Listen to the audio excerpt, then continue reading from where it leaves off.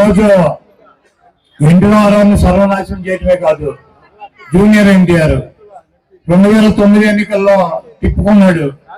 Accident అయి ప్రాణం బాగుపడుతున్నటువంటి పరిస్థితిలోకి వచ్చాడు. అతను కొడుకు పప్పుగాడు, ఈ తుప్పుగాడి కొడుకు పప్పుగాడు ఉన్నాడు లోకేష్. వాడికి తా అంటే తొందరగా అంటాడు.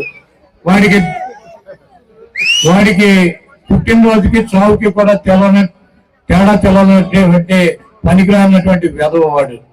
వాడిని తీసుకొచ్చి ఆ తెలుగుదేశం పార్టీకి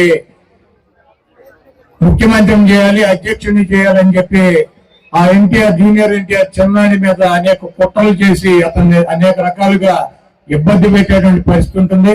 ఎన్టీఆర్ని పెద్ద ఎన్టీఆర్ ని గాని చిన్న ఎన్టీఆర్ ని గాని అభిమానించేటువంటి ప్రతి వ్యక్తి కూడా ఈ దొంగ, ఈ 420 గారు అయినటువంటి చంద్రబాబుని గొయ్యి తీసి గోతులో కనుక పాతి పెట్టినట్లయితే ఆ పార్టీ రేపు ఎన్టీఆర్ చేతిలో గెలుతుంది. కానీ ఈ పనికి మాలినటువంటి చంద్రబాబుని లోకేష్ ని గెలిపించినట్లయితే ఆ ఎన్టీఆర్ ని కూడా అనాదరణ చేసి ఆ ఎన్టీఆర్ ని కూడా బయటకి గెంటి ఈ పంది కుక్కలు ఈ పార్టీని ఆక్రమించుకుని పేదల పొట్టగొట్టి వీళ్ళు సంపాదించుకుని కోటాను కోట్ల రూపాయలు సంపాదించుకుని ఈయన మద్దతుదారులు బతికేటువంటి పరిస్థితి ఉంటుంది.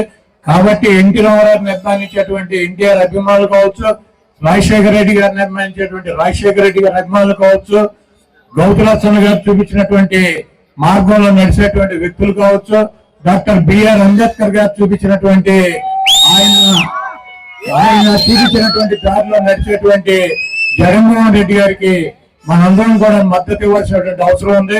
ప్రజలను నమ్ముకుని, దేవుని నమ్ముకుని మీ ముందుకు వచ్చి నేను మంచి చేశానని చెప్పి మీరు భావిస్తే నాకు ఓటేయమని చెప్పి అడిగేటువంటి జగన్మోహన్ రెడ్డి గారిని అత్యున్నటువంటి స్థానంలో కూర్చోబెట్టి మళ్ళీ ముఖ్యమంత్రిగా చేయాలని చెప్పి మీ అమూల్యమైనటువంటి ఓటు 120 సార్లు మీకోసం అనేక బటన్లలోకి 2,50,000 కోట్ల రూపాయలు మీ పేద ప్రజల అకౌంట్లకు ఇచ్చినటువంటి జగన్మోహన్ రెడ్డి గారి కోసం ఒక్కసారి బూత్కెళ్ళి 2 బటన్లు నొక్కి ఫ్యాన్ గుర్తు మీద శాసనసభ్యుడిగా నన్ను, పార్లమెంటు సభ్యుడిగా వచ్చేటువంటి జగన్మోహన్ రెడ్డి గారు పంపించేటువంటి వ్యక్తిని గెలిపించాలని చెప్పి ఈ చంద్రముఖిని ఆ ఈవీఎంలోనే ఈ ఒక్కసారి కనుక బంధించినట్లయితే 2029కి ఈ రాష్ట్రానికి పట్టినటువంటి దరిద్రం వదిలిపోతుంది. ఇంకెప్పుడు కూడా మనకి జీవితంలో చంద్రబాబు అనేటువంటి ఫేస్ గానీ, ఆ పేరు గానీ, ఆ బొమ్మ గానీ కనపడకుండా అంతరించిపోతుందని చెప్పి తెలియజేస్తూ సెలవు తీసుకుంటా.